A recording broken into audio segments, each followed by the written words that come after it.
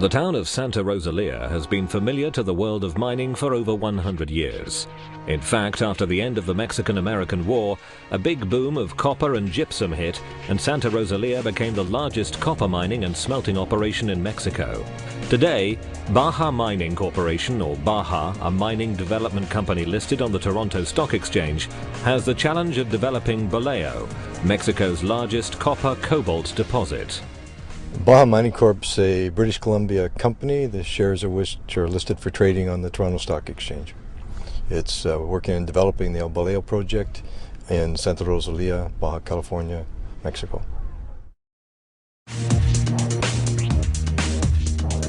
The area has been a highly prospective mining area and produced a significant amount of copper over the years. Operations shut down in the 80s, but are set to start again in 2009. The mine was discovered in the 1860s by some local ranchers, put into production in 1884 by a French company called the Compagnie de Boleo, backed by the Rothschild banking interests of Paris. The French operated the mine from 1884 to 1934.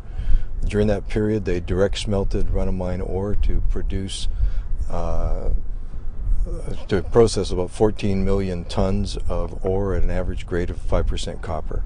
Did not recover the cobalt, zinc, or manganese credits. After 1934, the property was taken over by the government of Mexico. They continued to operate the mine and smelter right up until the 80s. Most of it was small miners taking run-of-mine ore. In the 50s, though, a very distinguished metallurgist in Mexico attempted to use hydrometallurgy.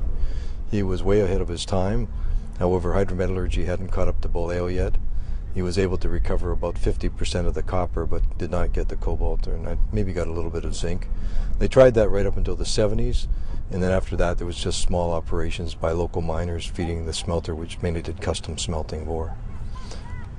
The mine was nationalized and put into a national mining reserve in the 1980s, and my partners and I staked the project in 1992 after it had been released from a national mining reserve. The deposit hasn't been fully explored in the past, primarily because the original miners were following the high-grade seams, and there's disconnects on the seams, and it's a somewhat complex geologic puzzle. So as they lost the high-grade ore, they had no specific directions. It left pockets of high-grade ore available for us to mine later on.